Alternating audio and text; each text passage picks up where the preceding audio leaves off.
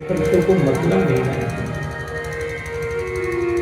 सारे ग्वाल वाल चिंता करने लगे हो। आज तक जो कृष्ण हम लोग के साथ गैया चराने जा रहा था, कल से कौन जाएगा? आज मैया लाला को गोद में लेकर के सुलाने के लिए गए। लाला को किसी प्रकार से सो गए, लेकिन मैया को आज रात्रि भर नींद नहीं आई। मैया बार बार यही सोच रही है, कल का माखन किसके लिए निकालूंगी, कल का माखन मैं किसके लिए निकालूंगी, मेरा लाला स्वयं नहीं रहेगा। और मैया रो रही, अपने पलंग से उठ करके मैया आंगन में आई है। आंगन में आकर के सरस खंभे से सर को लगाया है, रो रही है। कन्हैया का नियम था, जब नित्य सोए सोए रहते थे तो मैया को अपने अंक में पकड़ते थे। आज जैसे कन्हैया मैया को अंक पे पकड़ना प्रारंभ किए तो क्या देखा, मैया तो बिस्तर पे ही नहीं है, कहाँ है? आज बिस्तर से उठ करके मैया मैया कह करके देखा तो क्या देखा, आज मैया खंभे से सर को लगा के रो रही है। आज कन्हैया मचल कर जाकर के गोद में बैठ कर कहते हैं, मैया तो इसीलिए रो रही है मैं कल मथुरा चला जाऊंगा। मैया जाऊंगा तो सही, लेकिन परसों आगे मैं परसों आऊंगा। मैया को बार बार समझा रहे हैं। मैया ने आज दोनों बालकों का दुर्ग श्रृंगार किया। सुबह हुआ, जब से सुबह हुआ है तब से पूरी गोपियों की भीड़ लग गई पूरे दरवाजे पर, अक्रूर को हम जाने नहीं देंगी। आज गोपियों की कौन कहे, आज गैयों की आंखों में भी आंसू है। आज गैया भी ये सोच रही है कि जब तक था तो मुझे गोचारण के लिए लेके जाता था, आज स्वयं ये चला जाएगा तो मुझे कौन लेके जाएगा? जो पक्षियां हैं जो नित्य कलरव करती थी, वो आज इतनी शांत हो गई हैं कि ऐसा लग रहा है कि कोई कलाकार ने दीवार पर चित्र बना दिया है क्या। ऐसी दशा उन पक्षियों की हो गई है। आज मैया ने दिव्य श्रृंगार करके अक्रूर ने रथ को संभाला है, और रथ को संभाल कर कन्हैया रथ पर सवार हो गए। गोपियां आपस में चर्चा कर रही थी। अक्रूर जी ने रथ को आगे बढ़ाया। एक गोपी ने कहा, देवी तुम इधर चर्चा कर रही हो, उधर कृष्ण जा रहा है। सारी गोपियां दौड़ पड़ी और दौड़ करके रथ के आगे ही लेट पड़ी, रथ के आगे लेट पड़ी और रथ के आगे लेट कर कहती है, कन्हैया अगर तुझे जाना है ना तो मेरे इस प्राण को साथ में लेकर के उस गोकुल में उसे मथुरा जा। और उस समय गोपियां विधाता को भी कोसती हैं, ये विधाता तू कितना निर्दयी है।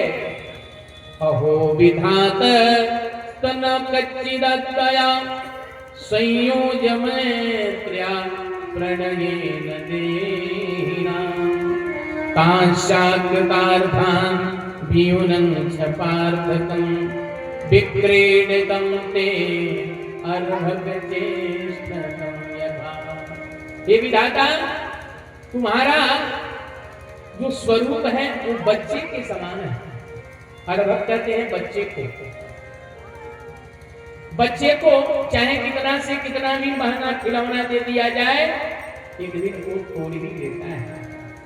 बच्चे कितना मेहनत के साथ सुंदर सुंदर मिट्टी के घर को बनाते हैं और तुरंत उसको बिगाड़ भी देते हैं। ये विधाता, तुम्हारी भी यही दशा है।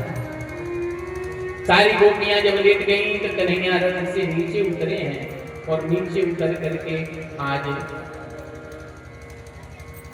राधा रानी ने उससे कहा, देवी तुम तो जानती हो कि मेरा अवतार क्यों हुआ है, क्योंकि मेरा स्वरूप और तुम्हारा स्वरूप अलग नहीं है।